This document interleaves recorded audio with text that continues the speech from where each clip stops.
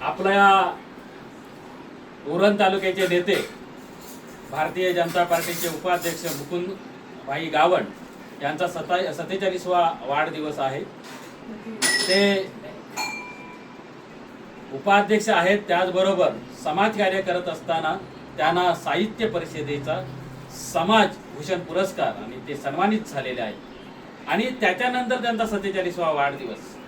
आताच आपल्या दोन्ही वक्त्यांनी त्यांचं भरभरून कौतुक केलेलं आहे। त्यांची ही जीवन यात्रा जी आहे, हे जे जीवन ते जगत आहेत, ते स्वतःच्या कुटुंबाबरोबर समाजासाठी जगत आहेत, हे महत्त्वाचं आहे। कारण कोण कसा जगला त्यापेक्षा समाजासाठी त्यांनी काय केलं, समाजाजवळ काय आठवण त्यांची राहणार आहे। तर मुकुंद भाईंना सांगू इच्छितो की ज्या गरीब लोकांसाठी तुम्ही मदत केलेलं आहे, जे तुम्ही रेशनिंग कार्ड काढताना ज्यांना मदत केलेली आहे, जे अपंगांचे दाखले देताना तुम्ही त्यांना मदत केलेली आहे, शेतकऱ्यांचे प्रश्न सोडवण्यासाठी तुम्ही मदत केलेली आहे, त्याचबरोबर आपण ज्या लोकांनी रस्ते अडवले होते ते सुद्धा रस्त्याचं ते हे जे होतं अडवणूक होती ते खुले करण्यासाठी तुम्ही प्रयत्न केलेले आहेत। ही जी समाजसेवा तुम्ही केलेली आहे ही खूप महत्त्वाची आहे। पुन्हा एकदा उल्लेख करेन, ते आमच्या सरपंच वहिनी भागाबाई बबन गावण यांच्या आई मातोश्री होत्या, की त्यांच्या सुद्धा कालावधीमध्ये त्यांनी जे काम केलेलं आहे पिरकोणमध्ये ते कौतुकास्पद आहे।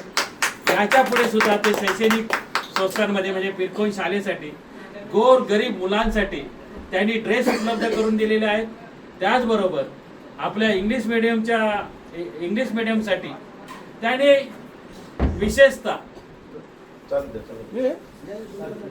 कॅम्प्युटरची सोय आणि आपल्या इन्व्हर्टर देऊन तिथले जी लाईटचा प्रश्न जो होता, म्हणजे उद्याच्याला बंद होत होती ती लाईट अवरच चालू राहिली पाहिजे, शैक्षणिक कार्य नित्याचं चालू राहिलं पाहिजे, त्यासाठी त्यांनी जे केलेलं जे काम आहे ते सुद्धा गौरवणीय।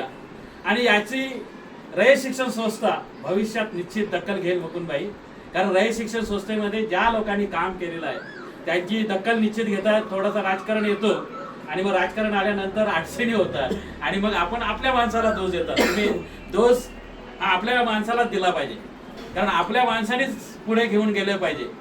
आणि या वाढदिवसाच्या निमित्ताने तुम्हाला शुभेच्छा देत असताना रामशेठ ठाकूर साहेब सुद्धा रयत शिक्षण संस्थेमध्ये तुमची दखल घेतल्याशिवाय राहणार नाहीत, हेही मी घोषित करतो, अभिवचन देतो आणि पुढील वाटचालीसाठी तुम्हाला शुभेच्छा देतो। तुमच्या समाजकार्य जे तुमचं आहे ते असंच चालू ठेवा। तुम्ही अनेक गोष्टी केलात, लोक धंदा जसा करतात तसं तुम्ही धंदा करतात। लोक तुम्हाला बदनाम करण्याचा प्रयत्न ज्या वेळेस करतोय तेव्हा 4 जण तिथं असं करतात, एक जण सांगतो की मुकुंद भाई बरोबर करेक्ट आहे, इतर लोक आम्हाला काहीतरी फसवू शकतात पण मुकुंद भाई कधीही आम्हाला फसवू शकत नाही, जे ठरलंय ते देत असतात।